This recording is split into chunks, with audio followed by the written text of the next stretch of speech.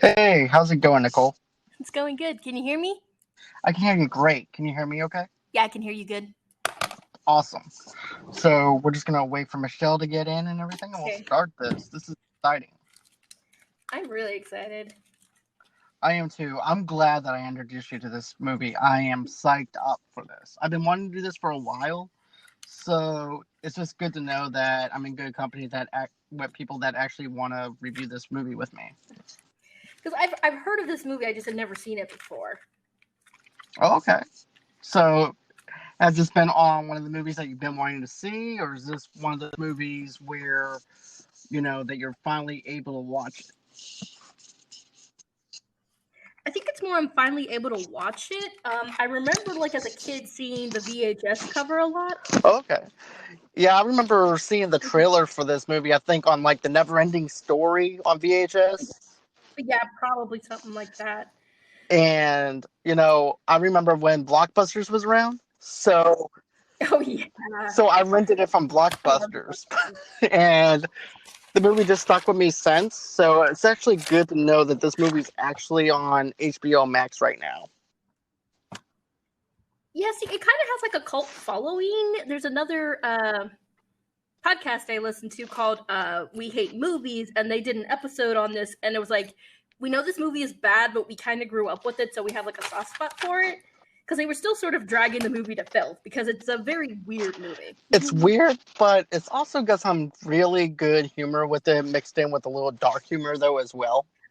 Yeah. Because it does, because with the older brothers humor and everything in this film, he definitely has some dark humor if you actually think about it.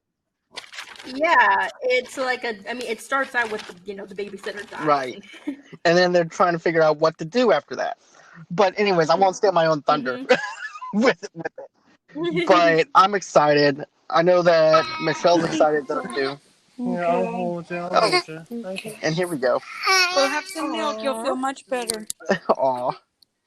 Someone's sad. Oh no. Hey. She just Hi. spunked her head. She's fine. It was more surprise than it was. She's okay. Poor baby. That's good. Yeah, but it hurts Oh, to I watch know. kids Yeah, cry. it does. You get over It really it. does. I just want to say welcome to the show, Michelle. I'm glad to actually have you on. Oh, thanks for having me. You're welcome. I know it's kind of weird though, because usually Rick's always on the show with me and everything, and usually you're the one who's having to take care of Willow and everything. So the role's kind of reversed. Yeah, the screaming child's usually in the background for me instead. But yeah, like I was telling Nicole, this movie. By the way, everybody, if you guys are wondering what movie we're actually talking about, we're actually going to be reviewing "Don't Tell Mom the Babysitter's Dead." And this movie came out June 7th, 1991, and also had a budget of $10 million and made $25.1 million.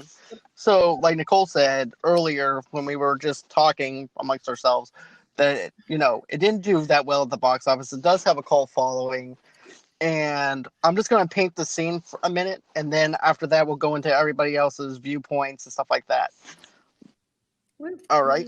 So, basically, this film is just about these kids who has this babysitter, and because the mother's about to go off to Australia for the summer, and of course Christina Applegate's character thinks that she's going to be able to do anything she wants because she's at the age of 17 or 18 years old, and thinks that she can actually take care of the kids, or Kenny will go on ahead and take care of the kids while she goes out to the beach and does whatever she wants to do.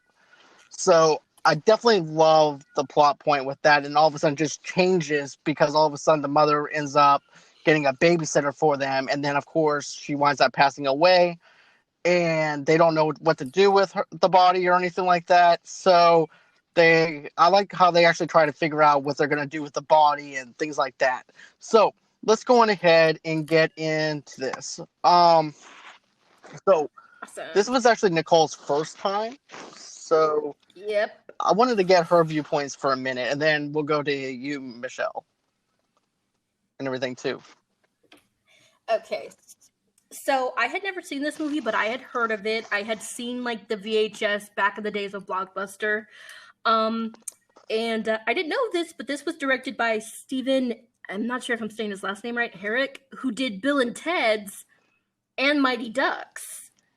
And I love both those movies. Me too. So I was like, oh, this will be interesting. And I think maybe it's because I'm older. I was sitting here, I'm like, these kids are awful. Oh my goodness. I feel bad for this mom. And I saw the house and I'm like, how did the house get this bad? I know she has 5 kids, but like, and I mean, it was interesting to watch it because it also felt very peak 80s/90s. Like, Very I nice. think this might have kind of been inspired by, oh yeah, it just screams 90s because not just in the plot, but like the way you got the big hair and the way they're dressing and fashion and everything. And it reminds me a little bit of like Home Alone in a way. And I think it might have been inspired by that just because like, see, like, yeah, the mom's going away to Australia for like, I think 2 months. And she's just leaving the kids at home. Because I mean, back then, you probably couldn't just take your kids to Australia with you. And it's obvious the mom just was like, I need a break. I need to get the heck out. I need a vacation. And then, you know, the babysitter shows up. Now, what I thought originally is that one of the kids accidentally would kill the babysitter. That's what I thought was going to happen. Well, technically, if you actually think about it, Kenny was the one who killed the babysitter. His room was so disgusting. That's true. Oh, when she goes into the She like had a heart attack right then and there. I kind of don't like... Because, like, what happens is she's this old lady. I forget her name. I think it started with an S, but she goes into Kenny's room when he's not there, and Kenny is like your typical rebel teenager, and there's metal posters everywhere, pot posters, semi-naked chicks, and she's just losing her mind. It is the funniest thing really I've ever terrible seen. is we're watching it last night, and Rick says to me, that looks just like my room when I was a teenager.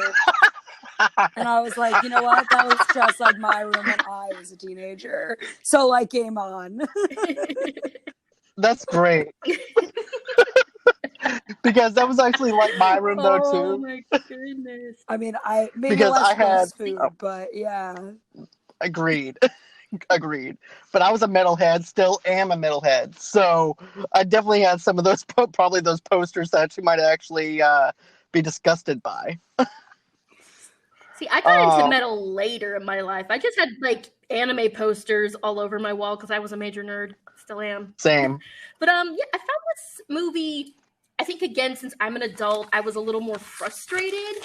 But I kind of actually did like the end where the kids just kind of finally got their act together. Well, and my whole thing too with that was that the mother was leaving for vacation for 2 months, and I was like, let's be real. What mother could leave her 5 children home alone for 2 months, even with a babysitter? Right. She'd have been dead no matter what when they came back. That's true. That's true. That's very true.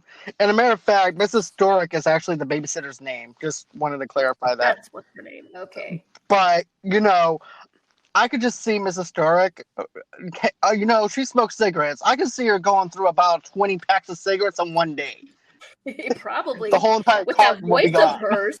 Well, and then my second thought was after the mother disappears, when they finally do get their act together, those kids, like, you know, it's the same week the mom came home. Like, Christina Applegate was working the whole time, sure. Yeah. But, like, Kenny just cleaned up, and the kids finally got the house in order. Yeah. And they all just did it, like, literally for the party at the end. Mm-hmm. So they were like a mess for, what, 6, 7 out of 8 weeks? Yeah, they were a mess. Okay, so, like, see, what happens is as soon as the mom leaves, this babysitter, she's old. I think she's, like, what, in her 90s maybe? And all of a sudden she becomes, like, a warden, and it starts, like, demanding the kids do all this stuff. Like, okay, I wrote this down because I thought this was funny, is I think it's the youngest kid, Walter. He's obsessed with TV. Yep. And he's watching some game show in... Yeah, and the babysitter comes in, and she's like, TV rots your brain, and she grabs a book off the shelf and goes, I want to report on the aardvark. And I'm like, how old do you think this kid is that he knows how to read and write? And she's like, and I want it first thing in the morning. Like, and of all those things... I'm And like, it lady. was so funny, and I'm like, in the morning, how old is this Right, like kid? he's gonna write his Right. ABCs and be like, "Is this what you wanted?" I'm gonna see him in the middle of like summer school, like when he goes back to school. So, what did you do? I learned what the Ozark was. How did you learn about that? Oh, Mrs. Sturrock took away my TV privileges. I'm pretty sure that kid was not gonna do that no matter what. No. No. And that Oh poor my girl goodness. in the And then, dress. okay. Yeah. Oh. Like, see, and here's the thing. Even I didn't No dress one up dressed like up that. like Like, even that. for, like, Sundays. No. I'm like, she looks like a doll. And I'm like, where did you get those clothes? Because that is what, like, a doll Like my wears. size Barbie. Well, Especially, yeah, with the big bow. I was like, nobody actually dresses like that. not since the 1950s or 60s, you know? I mean, Mrs. Sturrock was definitely in the old time days. Oh, you know, yeah. it's fair, actually. I think I But had then, a see, picture wait. of me, but like you gotta figure this is like 94 in a dress like that, but it was like, you know, for one of those terrible JCPenney photo shoots. Oh, God. Oh, I remember God. those. Yeah. Your mom would drag you there and be like, you gotta look pretty Yeah, with for the your spit photo. napkin. Ugh. I'm never doing that with my kids. Okay, but see, what really got me is then Zach, who I think is like the third youngest, he's on a date. He's sitting in this car with this girl and calls her his moon goddess. And I'm sitting here and I'm like, what? No kid would ever And I'm over say here like, this. I'm 30 and I still ain't been called a moon goddess. Right? I've been called like my fiance calls me a princess. Like that's the only, he's never called me a goddess. If he called me a goddess, I'd kind of look at him like, why did you call me that? It's just so odd. And then Sturrock like comes to the window and says, little boy should be in bed, and then looks at the girl and goes, and little Trollop should go home. And I'm like, you're gonna give this girl a complex. Oh, she did What for the sure. heck? She ran off too. She was like, peace. I don't Yeah, blame her for running. I would have ran too. Because, you know, it kind of reminds me of Alfalfa and Darla in a Oh, way. that's a good That whole comparison. entire scene. And, you know, and all of a sudden he goes, you're my moon goddess, Cynthia. And And I was wondering, how all old of a is he sudden- supposed to be? Like 11 or 12? I don't know, think but so. But I'm like, where are you learning Right. all this? Are you reading like your And mom's also, pulp like, novels when she's he was Like, I'm a 90s kid, so, but I don't remember at 11 or 12 even, like, dating. Yeah, No, same I here. wasn't- I didn't date until like I got into high school. I was maybe 14 when I dated, Right, maybe I think, 13. yeah, like 13, 14, I guess. But, like, even still, it wasn't, like, Right. hanging See, out in a car by ourselves. No. Yeah. Like we would do like double dates. Like the parents would, be there, but it would be like you and some Oh, see, friends. like, dating back, it's not back an then to official me was, date like, date. you walked through the mall together. Yeah. And he's like, also, whose car was that? Well, the mom, because she Right. took a cab to the airport. Although That's that right, was she weird because did. then they were complaining about when the car got Oh. stolen. Yeah. So. Right. Yeah. Okay. Oh, then I wanted to Go touch ahead. something real quick on something. You know how the shuttle bus comes over to the house to Yeah. pick up the mother? Yeah. Get this, over at New Orleans at the time, they actually Mhm. did have a shuttle bus that would you can actually meet the shuttle bus over in Slidell or on the coast, and they would actually pick up that person and take them to the airport. So that is actually pretty much nonfiction on that part as far as the shuttle bus Although coming in there. Can I point Because- out she literally got into that shuttle bus Yeah. with a purse and a briefcase for a 2-month trip. That's right. She did. I was She like, didn't I have thought she anything was- else. It's the 90s. The 90s, you still got more It's than gonna one be gay. outfit. Dang. Okay, so then of course, I think it's like after Kenny. Yeah, so there's this one scene I wrote. I'm like, where did Kenny get a pot plant? Because Kenny, the oldest boy, just comes home and he's like, la la la, putting up my pot plant, while Sue Ellen and the other kids go to confront Miss Sturrock, and Sue Ellen goes in and she's like trying to talk to her, but then Miss Sturrock's not saying anything. She goes over and pushes Miss Sturrock and she falls over. She has died. We don't exactly know how she died, but she is dead. Natural And I causes. kind of felt like the kids were being a little too calm about there being a dead woman in their house. Well, Kenny They were was just like, stoned, so he didn't we're going care to cover about her up with anything. this. That's a good point. I think Kenny's stoned for like 75% of the movie. At least. I agree. Like, I think, did they take her into one of the kids' room and cover her up? Because I remember them covering her up like with some like a terrible sheet. Yeah. And then like Walter lifts it up and goes, she doesn't look dead. That's my favorite part of that scene right there. It's like, she doesn't look dead. And then they're like, well, what does a dead person actually look like? Or it's I like, don't well, know. that's because she's fresh. Then, like, right. But she's going to be a zombie pretty soon. Oh, she's still fresh. Gosh. But, you know, I want to say that scene was actually in the same room because I don't think they could actually physically move the body at that point. Because they're still... Not. Because remember, they just go on ahead, they get the blanket, the finish sheet, and everything, and they put it over her. Mm-hmm. What I want to see is them trying to put her inside that trunk that they have. I was like, how did she fit? Because that trunk wasn't that big. But what got me is, didn't they leave her in front of like the mortuary? A funeral? A funeral. Yeah, mortuary. And there was a note.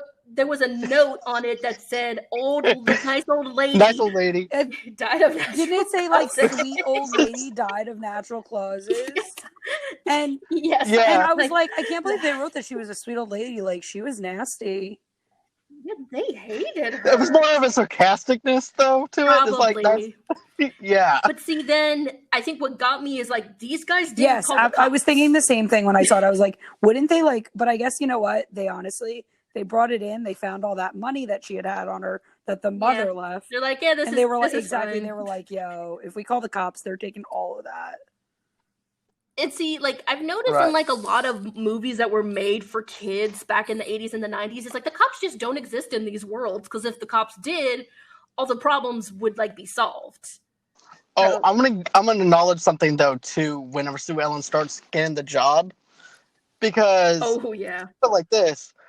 You need to actually have your social security number to apply. You know, I was thinking that myself, but I was like, I wonder if like early 90s, if that was as important then. That's a good That's actually a good point. They might have had to start doing that. Because see, I listened to another podcast called We Hate Movies, and they did an episode on this, and they were like, where's her why didn't she like give her social security card? I'm like, she's right, because like you need a social security card for almost anything, but I feel like these that's days, more like, you know, to get a driver's license. I feel like that's more since the internet's really became a popular thing, when, you know, identity theft like went rampant, whereas in the early 90s, who had a computer in their house? Almost no one. Yeah, that's true. I think you might be right. But see, like I told I had said I thought this movie was going to be about, like one of the kids accidentally killed the babysitter, and it's about them trying to like hide her body, make sure it's actually like a super minor part of the movie. Yeah, it's really about them growing, because like the rest of it is like, oh my gosh. Yeah, but like, see, what happens is the mom left him enough money to last 2 months, but when they go to get groceries, they open up the envelope and it's empty. So, you know, they have no food. So in order to, you know, make sure they don't starve and don't die, Sue Ellen, who is the oldest and is played by Christina Applegate, goes to get a job. And the first place she gets a job at is what is it called? It is so circus bizarre. dog. We could do a whole episode about this weird restaurant, because it's just, and it's, you know, oh my god, that is just creepy. You know what it reminds me of? Remember the Kenan and Kel skit they used to do? Welcome to Good Burger, home of the Good Burger. Good Burger, home of. It kind of does. Welcome to Good Burger. I'm glad we eat a Good Burger though, because this place looked really gross to me. Because first of all, like, you know, the chili dog. Ugh. It's like the chili was disgusting, and I don't even like chili. But I was looking at that, I'm like, chili's not supposed to look like that. That is not rank chili. Definitely not. And then the girl next to Sue Ellen is eating sunflower seeds and spitting them out, and I'm like, that would not be allowed. She would get fired for doing that. Yeah, but you're still thinking present day, girl. We got to go back to the 90s. That is true. I am. We got to do it right here. The manager That manager was The manager- creeping me out. Oh my gosh. He just screams stranger For real, danger. he does.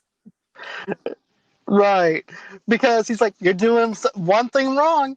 You forgot to put on a smiley face. And you know what, though? It's that whole entire restaurant is kind of creepy, though, in its own way. It makes you think that Pennywise would actually be working as a fast food worker. Because the way that it's actually set up. We were actually Now, see- watching it, and Willow was watching it too. And as soon as she saw, like, it's like one of the clowns in the. Yeah, the really creepy like clown in the corner.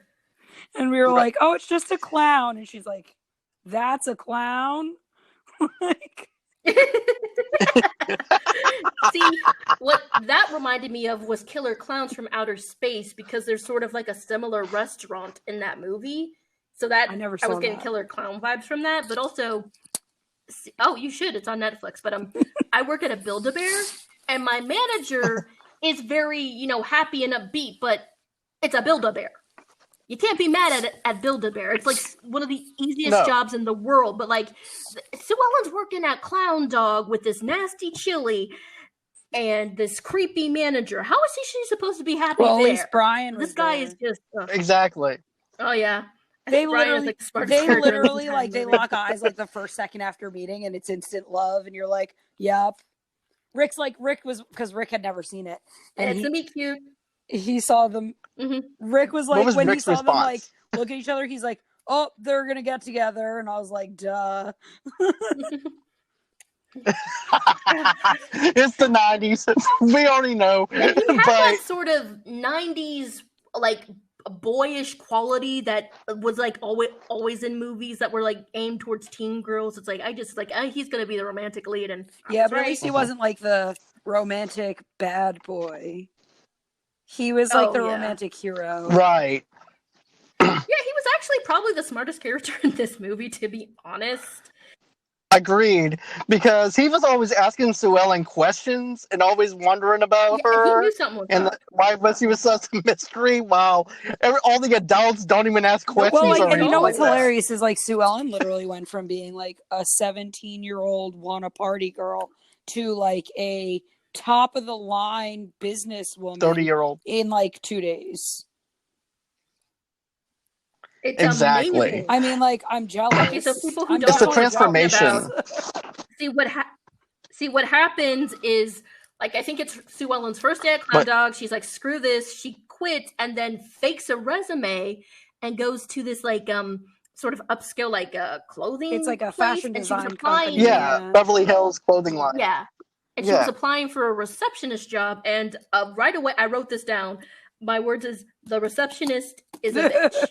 And She is. like, here's the thing, there was Carol. no reason for her to be that rude.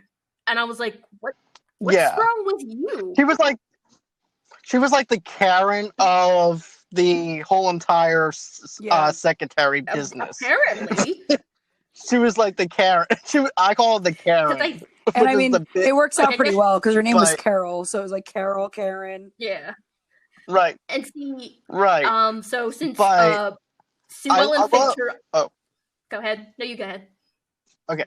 But yeah, but I like how Sue Ellen does fake her resume, how she doctors it up, and how and Kenny even calls her out on it though too. Oh, yeah.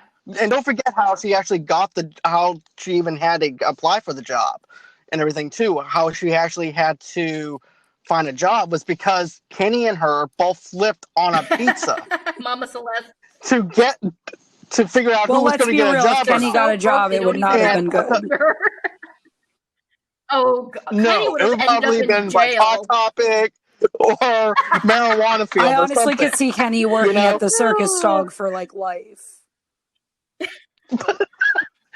I can see that. Him getting high with the smiley face Yeah, guy and I could everything. see that Life would be happening. good. The clown dog just But- it combusts. It sets ablaze.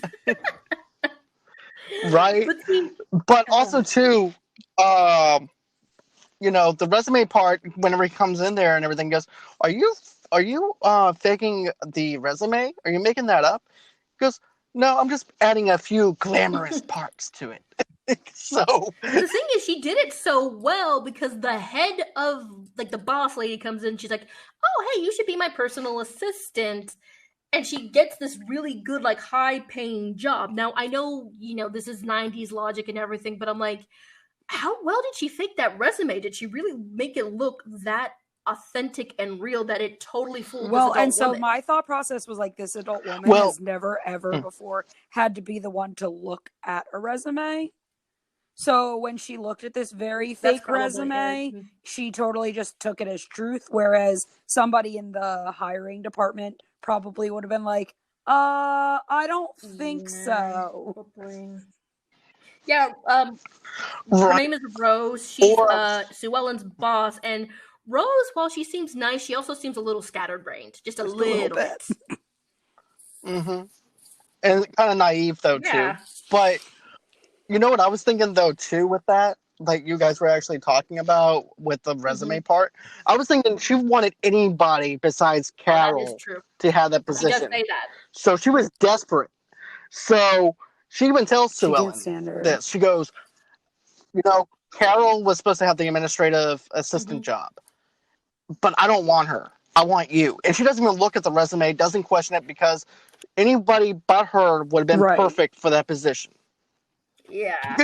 She could get Brian from Clown Dog to be in that position.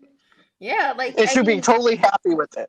Yeah, I mean, and I kind of get it, because Carol just doesn't even really seem like she would be a good assistant, because she's so catty. And I was honestly surprised that because there was another girl that said she had applied for the job, and she actually winds up doing like all of Sue Ellen's work while she's at that company. And in my head, I was always like, wow, that stinks for her. She should have really been the one to get that job. And she loved it. She loved that she was being forced to do all of this extra work. I know, she doesn't realize she's being used, and I'm like, honey, no, someone save her. And then, I guess to celebrate, they go to Chuck E. Cheese. I don't know how they got the money. But then, I guess they didn't lock the car because they go out to leave.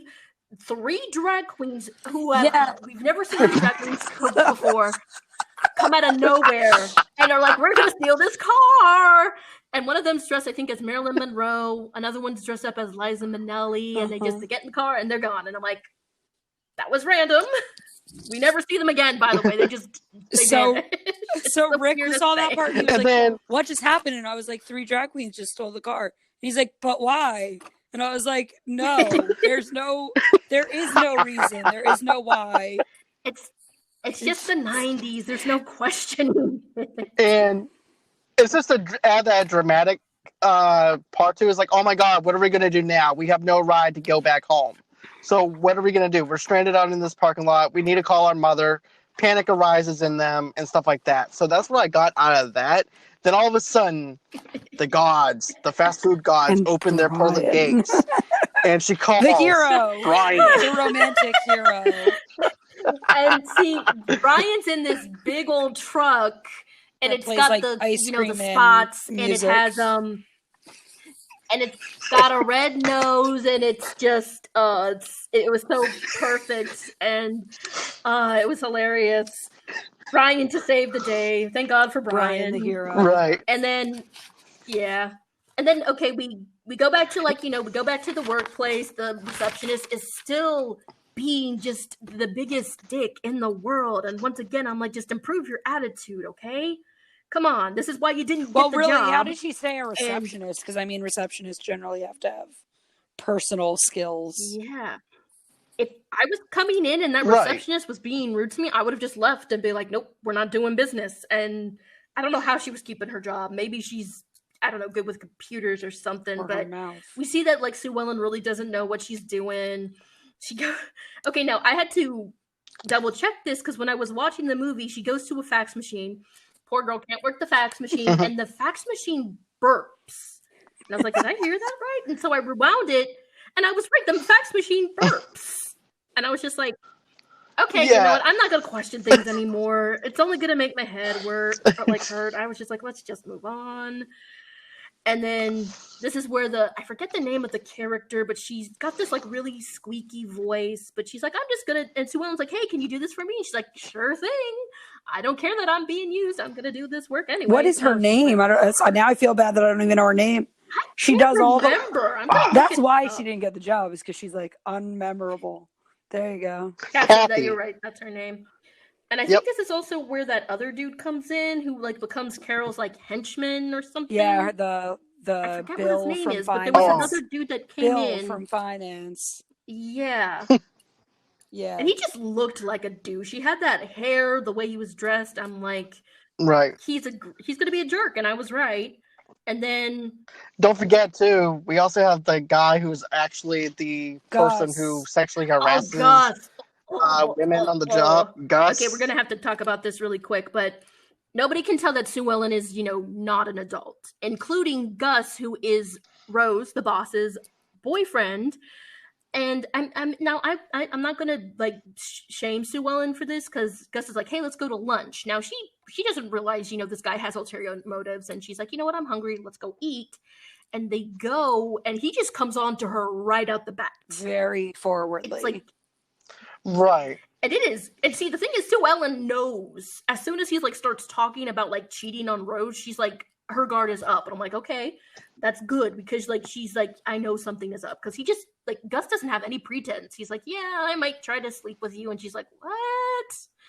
And he was just like, yeah, with the show. And then he's like being passive aggressive with it though too. He's like, whoa, wait, I didn't mean anything. Right. Like that. If you wanted it to possibly, mean that, it did. But if you didn't, then it didn't. Right. Like every sexually harassment male ever. It would. And like the thing is again, he is Rose's boyfriend. She is the boss, and I'm like, see, I was thinking, I mean, I know a lot of like sexual harassers don't think that far ahead, but I'm like, you're dating the person who owns like this company. Don't you think you're sort of playing? Well, I think he's pretty high up in the company himself, so I don't think that he was worried about it. True. However, like on the part of Sue Ellen, what if she did go for it and then Rose found out? That's Sue Ellen's job. So I mean, in his mind, he should have thought that through a little bit better, in the sense of, even if she did like me and did want me, which she has zero interest in him, would be that, well, maybe she wants her or needs this job. Yeah. Right. But that's just, it goes to show you how much Gus is a womanizer, and he just doesn't care. He wants what he wants, and he'll try to do anything he wants because he knows that he can get his way. But, and you know what else, though, that actually draws him to her even more? Anything that, from his perspective, from a womanizer's perspective, is this: what he can't have is what he wants. And what he can't have, he wants it even more. Yeah, so he probably thinks she was like playing hard to get. Well, and especially because even Rose says at one point, like, she's been playing hard to get, with the whole him taking her on vacation to like a long weekend getaway type thing. Exactly, to some island and stuff like that, just to get away. And even he did that to, well, he also said the same thing, though, too, about getting away with Sue Ellen as well. So he's been using that tactic for a while and everything. But I really felt like, the chemistry with all that scene and everything really worked really well. Yeah, it did. And I think that's what made it creepy. Especially whenever... It did. It made it very creepy. Not only that, but, we're actually dealing with a 17, 18-year-old girl who's pretending to be someone in her 40s. And all the, it's something innocent about her. And then all of a sudden it turns into something totally different than she expected.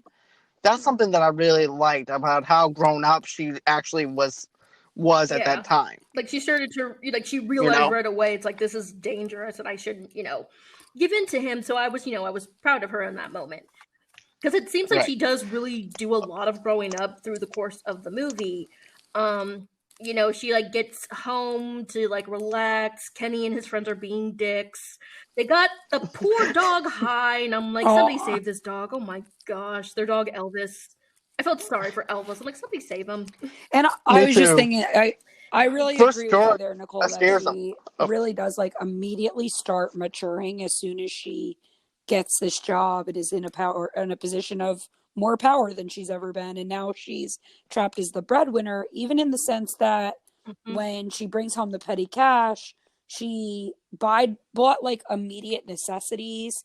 And then, of course, the other children start stealing the money out of the petty cash, which she doesn't realize. Oh yeah, we're gonna get into that soon. Right, exactly. And then like the fact that she's so mature in her mind to know that money has to be paid back, and because like honestly, how many kids at that age don't even know what the petty cash would be for?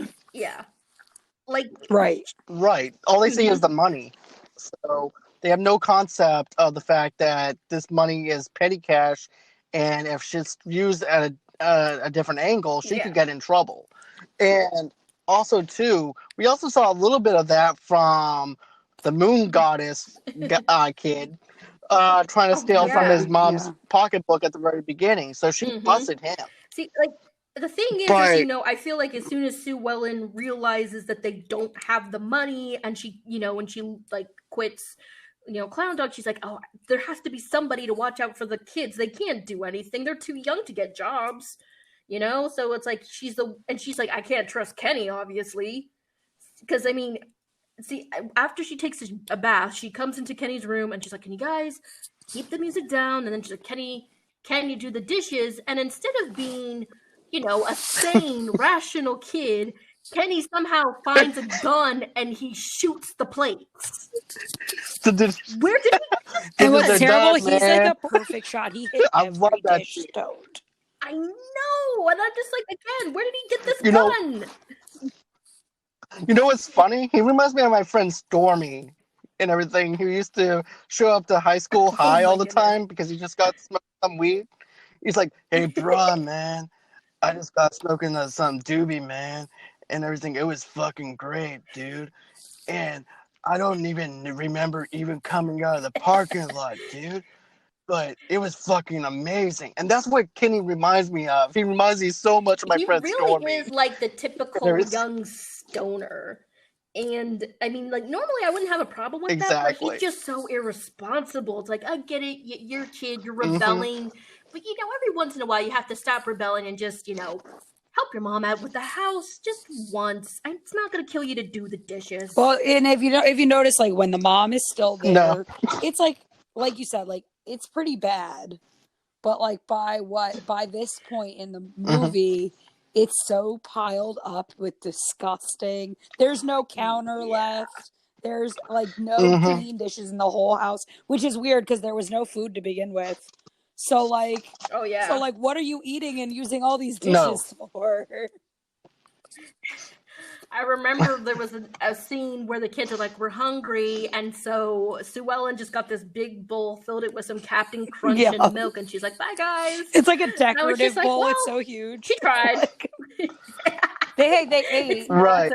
It's like, well, she's I don't like, have what do you time guys to deal want? with this One's shit, like, so here you go. Like, who's making you a steak at 7 o'clock in the morning? And also, girls, steak is expensive. You're not getting a whole steak to yourself either. Well, back in those days, though, steak was actually inexpensive compared to how it is today. But also, too, someone on a fixed income, I could actually understand. Well, too, and how they that all could wanted 3 different things, though, was the, like, big, like, what mom is getting up and making 3 different meals for 3 different kids before she goes and works an 8.5-hour day? Yeah, and Sue Ellen's like, I don't, like, Sue Ellen, you can tell, she's like, I really don't have time for this. I'm just going to make them some cereal. Hey, they were fed. That counts. Exactly. Yeah. And so, like, really the rest of the movie is, like, Sue Ellen dealing with work. Gus is, like, she goes into work, and she's like, oh, roses. And she looks to the letter, and guess who sent her roses? Gus, the resident creep.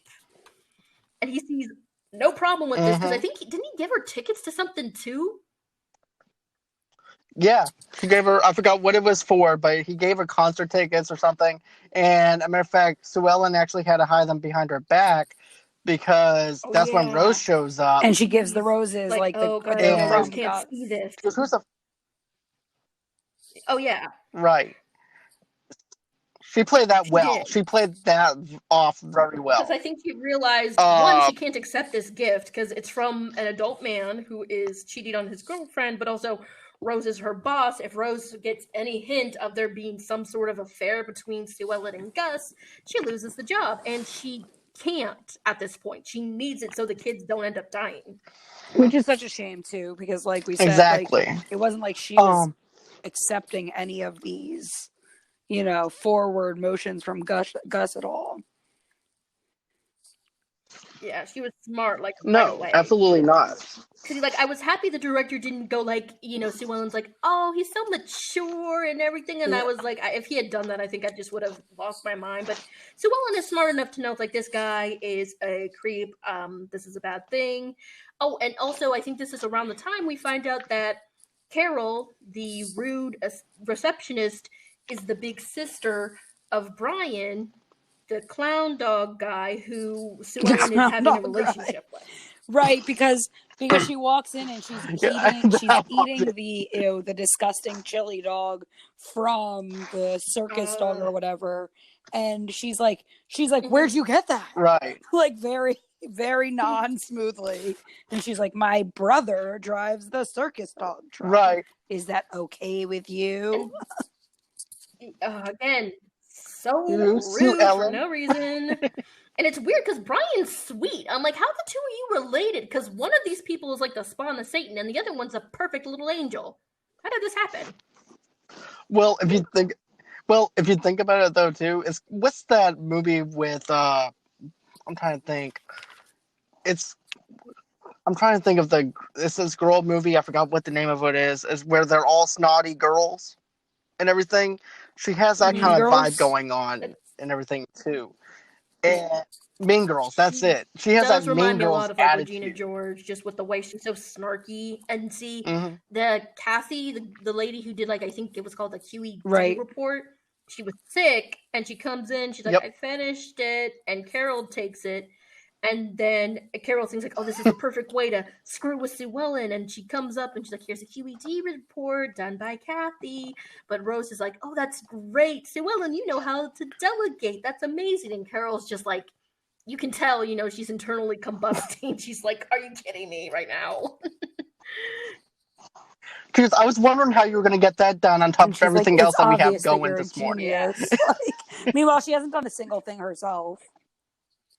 That is true. Not at this point.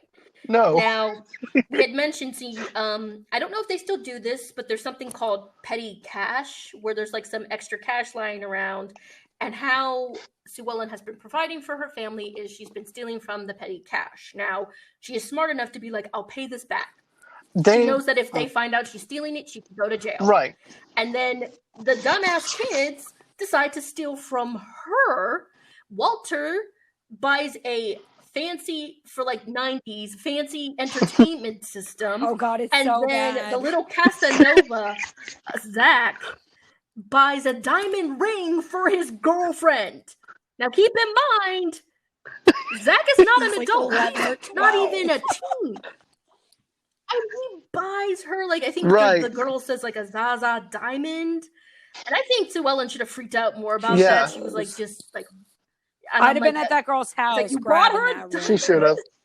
Oh, yeah, I would have pulled him there. It's like, you give me that ring, Zach, you're breaking up with her. Don't contact us again. And that system, oh, my God, is that dated?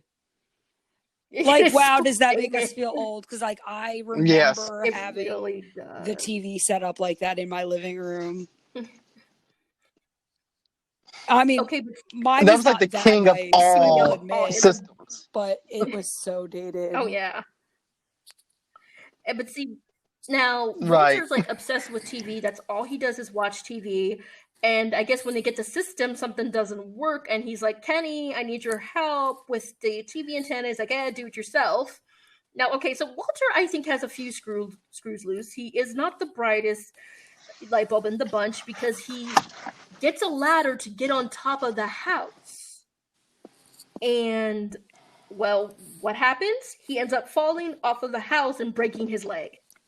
Arm. I thought it was his arm. Now, I know Walter's a kid. Maybe it is his Was leg. it his arm or his... Oh, wait, no, it was his arm. I can't remember. No, it was, yeah. No, it was actually his leg, because remember, he actually has the crutches. And I remember when Kenny looks out the window, he sees Walter's holding his leg. And this is, I think, finally when Kenny stops being such a selfish little prick, because he was like, you could tell when he sees Walter on the ground, he's like, oh my gosh, what have I done? Like, I mean, I really think that whole thing was Kenny's fault. He wasn't watching his brother. I actually do love, though, when they, I think so too. They call Sue Ellen at work to let her know that her quote unquote son is in the hospital. And Sue Ellen has exactly like the mother reaction. And it's it really shows how much at this point she's not only matured in the workforce as going from teen to 30-year-old career woman, but she's also going from teen sister to mom. Because she literally, like, she gets on the phone and she's like, oh my God, is he okay? I'm on my way. And as she's running out of the door, she's like, my son broke his leg. And they look at her and they're like, your son? And she's like, yeah, it's a long story. I'm divorced. Bye. Like, and then see, even the doctor, when Kenny is there, because of course, you know, Kenny probably rushed him to the hospital, and the doctor's like, is this your son too? He's like, oh no, he's my stepson. That's why we have such a strange relationship. But I do think, like, I really hated Kenny throughout this entire movie until, you know, Walter comes through. He gets down. He's like, Walter, I am so sorry. And he does seem like he's genuinely sorry. Like, he does feel bad. Right. And I'm like, finally. Right. But also, too, my favorite things that Kenny is doing is, I love whenever he's trying to pick up culinary, when he's trying to learn how to bake and everything, which I find funny. I did find that funny. He makes like 800 waffles. I guess this was back in the... Oh yeah, and then he starts getting really good. He makes a roast for the kids one night. Like, see, what happens after this is that, you know, she's like, there's something going on with the company, but Sue Ellen comes up with this great idea to save it. And then she's like, we're going to have this fashion show at my house. And she basically says, all right, here's the deal. You guys help me clean up this shitty house, or we're all going to jail. If I go down, I am taking you with me. And I guess that finally just got them to stop being little shits, because they all band together and start cleaning up the house. Exactly. Well, and a big he starts like cooking. A big part of why they had the party, the party at her house, was because all the petty cash was gone. So Rose was like, oh, do you have enough money in the petty cash to pay for and book like a venue? And she was like, oh, that's so impersonal. Let's just have it at my great house, which is disgusting. But the thing is, when they clean it up, it actually totally looks really nice. It's totally a flip. It's like a Texas Chainsaw Massacre house. Because the party is literally the 2-month marker that the mother's been gone, or just shy of it, whatnot. And it's like, they make it seem like this whole family grew up so much in this time. But like I had said, Sue Ellen's really the only one that made a huge change quickly. All of the other ones were still living in filth up until, 3 or 4 days ago. Right. But I love the slow transformation of those characters, because if it happened right away, we wouldn't have had that story arc with Kenny and him cleaning up and then the kids cleaning up. So I'm glad. I love the steps that they actually went through. Became a homemaker because he's like watching Julia Child and learning how to cook. And there's this scene where Sue Ellen comes home and Kenny's getting all mad at her because he's like, I had to feed the kids and put him to bed. And I'm like, guys, y'all are brother and sister. They did. They totally turned into like a married couple. And I thought, and that's where actually like really had bothered me that the transformation went so quickly, was because Kenny's literally saying things like, you never take me out to dinner. You never take me for a ride in the car. And I'm like, you never take her out to dinner. Like, when did they ever go out to dinner? I mean, they went to Chuck E. Cheese, but I don't think that counts. It's weird. It's awkward because it's brother and sister. I felt if it happened If they hadn't been related, it would have been funny. But I'm just like, no, y'all are related. Right. Please stop. I agree. Please stop. Right. I agree with you on that. But let me just say this. Remember when she said, I didn't ask you to fluff the flowers or something? Sift the couch. And then she goes, well, it needed it. Right. Right. That's it. I couldn't remember what it was. But... and then when was the last time you actually took me out? When was the last time we actually did something as a family? I'm like, oh my God, okay. This is turning into Game of Thrones of the 90s.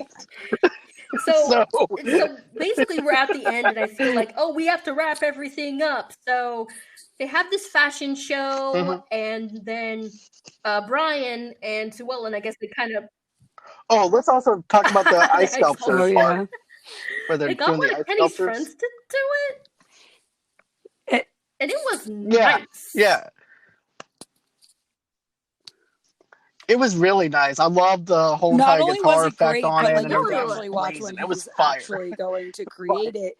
He hits his thumb almost like 2 hits into the ice, and then he just starts taking a hammer right to the thing and just banging on it, and it beautiful. And it's like, if he's that artistic, this kid needs a different career path.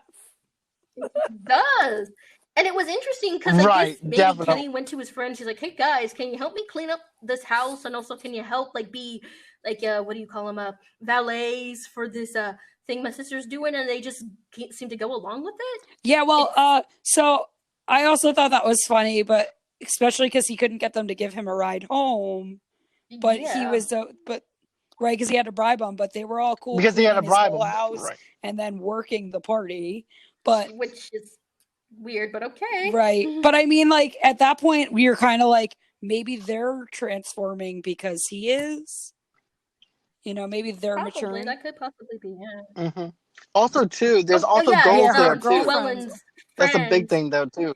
And one of them takes notice of Kenny because Kenny got rid of the mullet, and she's, giving him eyes.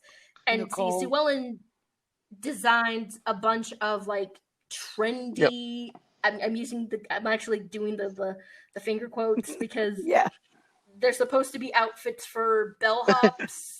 And the bellhop outfits I thought were okay, but then one of them comes out as a nurse, and I'm like, there's no nurse that would ever dress up like this. The outfit's bright pink, and she's got this dumb hat, and she has heels, and I'm like, no, she can't. You can't dress like that if you're going to work at a hospital. Absolutely not. Unless you're a porno actress. Unless you're working in the porn industry. But it was very 90s, the whole thing. I'm just saying, in the 90s. Because of the bright colors with black stripes. I think one of them was a referee, one was a Boy Scout. I would love to get the commentary of Christina Applegate watching this movie today. God, I would love looking at that outfit, those outfits, and being like, me too. We thought that looked great. Yeah, we're killing we it, approved guys. These awesome. Things. And you see Kenny, he looks at... Right, I could see her going, I would have been fired that night. Kenny is watching the girl, Nicole, who is as the nurse, and he's like, oh man, I think I might be in love, because he is making eyes at her, and he's into it. Carol and her lackey are there once again, trying to ruin Sue Ellen's day, but once again, Rose is just too flighty, and she's like, Carol, you're being so vindictive and manipulative, just grow up, and moves on. And also, Sue Ellen finally exposes Gus as a creep to Rose. And I was like, yay, at least that's getting resolved. Yes. Yes. I love the water gun scene. Makes it look like he peed himself. Him down. Yeah. And Rose, right. Or ejaculated on himself for pre-ejaculation. Because even Rose is like, what happened here? And he's like, oh, I was just playing. Hey, how's it going, baby? Trying to play it off and everything. And then, of course, you also have Carol that's there with the sleazy douchebag. Right. And they remember whenever they pull up with the valet. Which is pretty funny. And then, of course, Brian comes. And then as she's giving this big speech about how great the girls look during the fashion show and everything. And then Brian, who she's kind of had this tiff with because she hasn't really told him what's going on in her life recently. And he starts announcing while she's in the middle of this giant party, he doesn't see the 700 cars in her yard. I know. I don't think he even sees them though. He doesn't literally care. is He's like in not love. He paying wants to attention because he's like you said, he's so like obsessed with getting back to her, and he's making this big announcement about how he doesn't care and he wants to make things right with this 17-year-old who's the whole time. And the clown dog music is The actually whole playing time. too, which makes it even funnier. A lot of people call Sue Ellen Swell, and he's calling her that. And I was wondering if people were like, "Who the heck is Swell?" Like getting really confused. And then at the exact same time, guess who comes home? Oh, it's Mom, and she does not look happy. Talk about timing, though. Oh, I wanted to. It was. Hold on. Remember whenever the mother does check in with them, he goes, "Where's Mrs. Stark?" Oh, she had a date. And then there's also another time Penny is. That one was hilarious. The yarn store. Oh, she went to the yarn store. See, if the mom did not buy the babysitter going on a date, I'm like, there's no way she's gonna buy the giant doily. There's absolutely no way she's gonna buy that. I feel like the doily is more realistic than the date with that is. And she even says she had a date with the mortician. If you didn't catch that, she does. She says, she literally says, she's like, oh yeah, she went on a date. Yeah, I think she said he's a mortician. Like,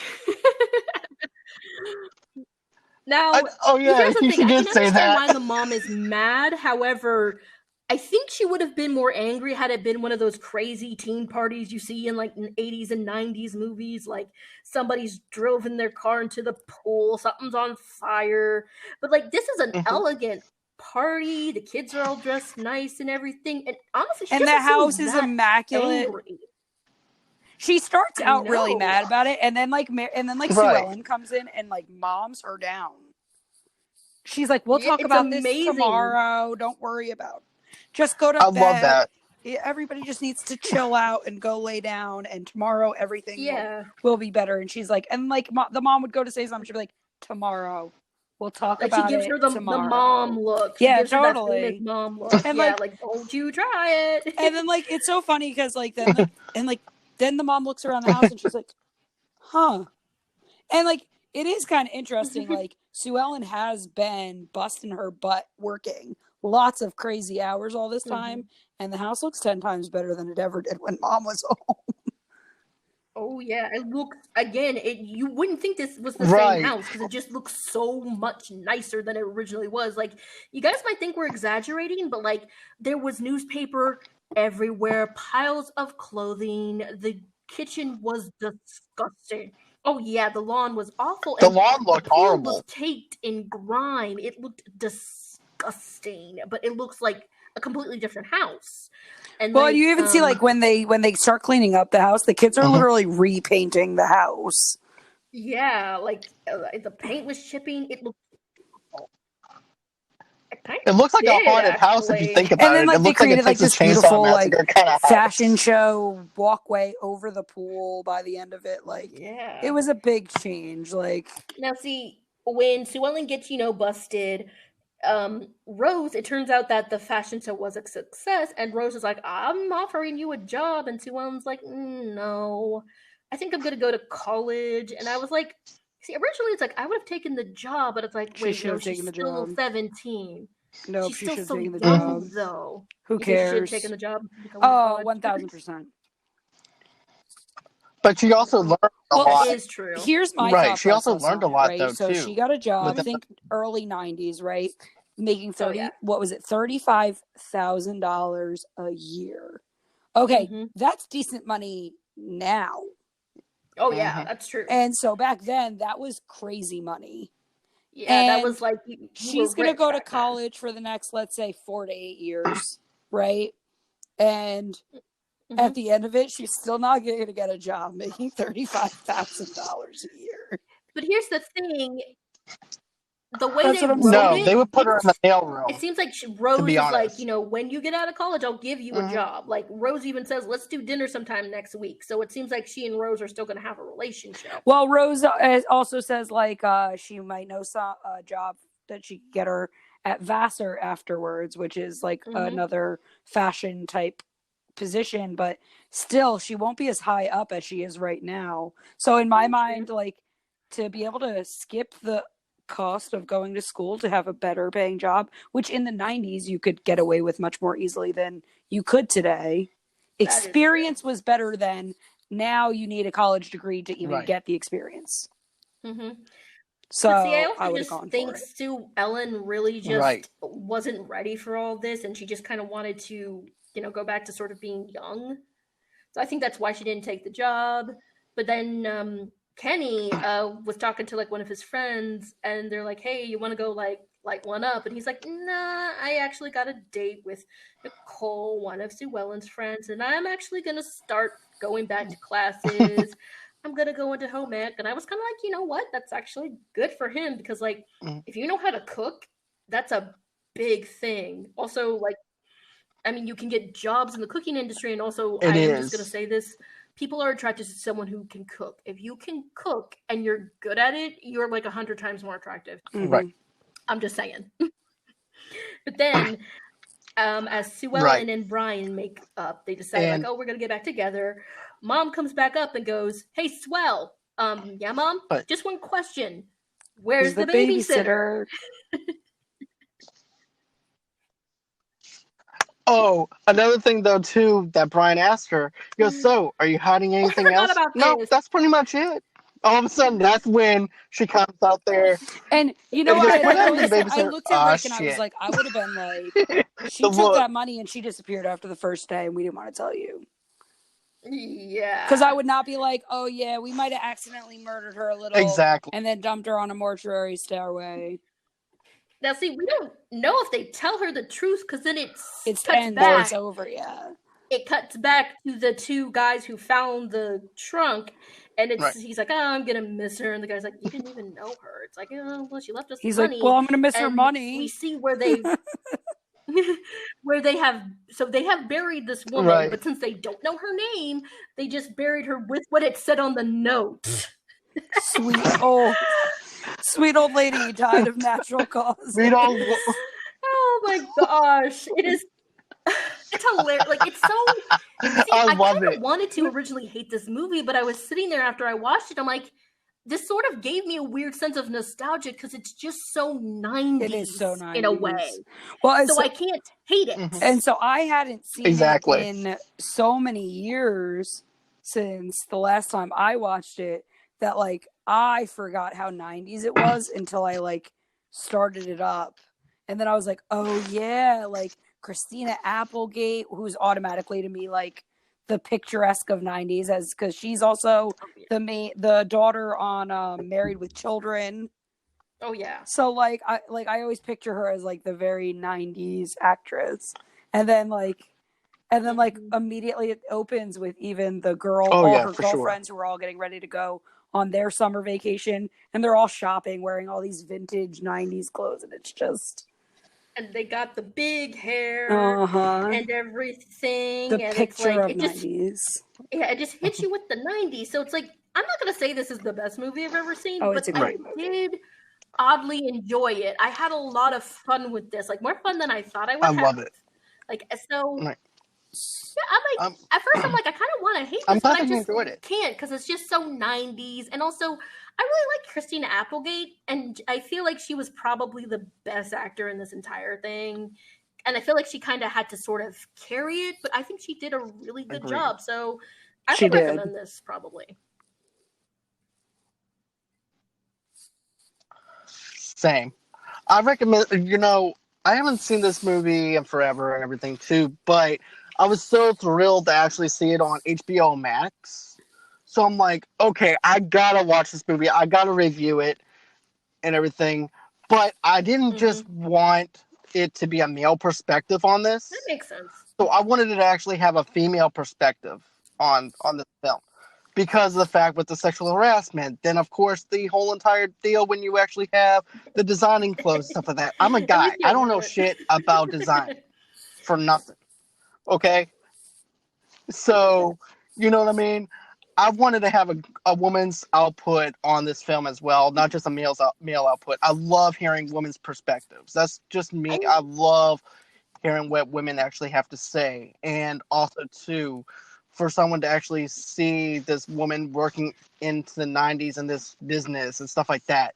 That's what I wanted to hear from both of y'all on both of y'all's perspective and everything. And just me taking I a kind of step think back this a was little sort bit, of like I a really enjoyed proto that. girl power movie, because the real like plot is sort of Sue Ellen getting this getting this really good job, but also learning how to be a mom in a way and maturing. So it's like it kind of surprises you, with her sort of becoming this more mature character over the course of the movie. Well, and again, like you said, also because women of power aren't a common thing even today. So going to the 90s, even less so, and being able to climb that ladder. Even Rose is so high up that ladder that it's a power move. Like, like to see a woman in that kind of position at all is shocking. Oh yeah. And the thing is also Definitely. I was kind of afraid there was going to be Rose is the boss, but nobody respects her. But it is obvious that people do respect her. She may be a little flighty, but it's like she is the boss. Oh yeah, and she knows what she's doing for the part that is her job. Yeah. So it's like, I was just, and again, I was just really happy that when Gus started being a creep, Sue Ellen didn't be like, oh, he's so mature and he's coming on to me. She's like, nope, this guy's a creep. I do not want this. So I was happy about that. Right. So my other question for y'all, what are some of y'all's favorite lines in the movie?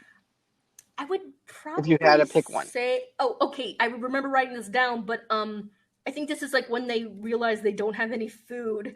The youngest girl goes, "Oh, sweet, we can eat Elvis." The dog. The dog ran away. And then the dog that's where you she's really funny. The little girl is actually really funny, but I feel like she doesn't get enough lines in the movie for how funny she really is. Doesn't. Because she's a major tomboy. No.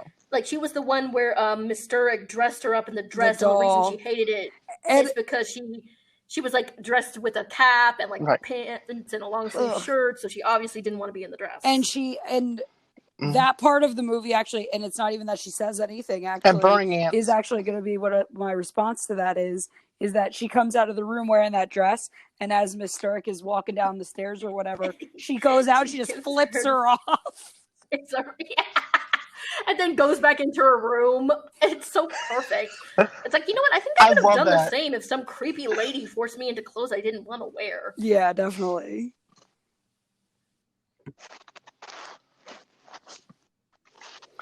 All right. I'm glad that everybody had a good time watching this film. I'm glad that you guys actually joined me. It's been great. Was fun. To be honest Thank with you. you for having us. Fun with you guys. Yeah. I'm glad. You're very welcome. You're all both welcome anytime, of course, and everything. No, I see you. As you can tell, Michelle, I'm not made up. No. Right. Remember? There's a little inside joke that we have, Nicole, because of the meme that Rick shared. Where, right. But really it means in code that he's doing a podcast. I always love coming back on here. So, but anyways. I love having you on, Nicole. I mean, it's actually great to actually have you on the show.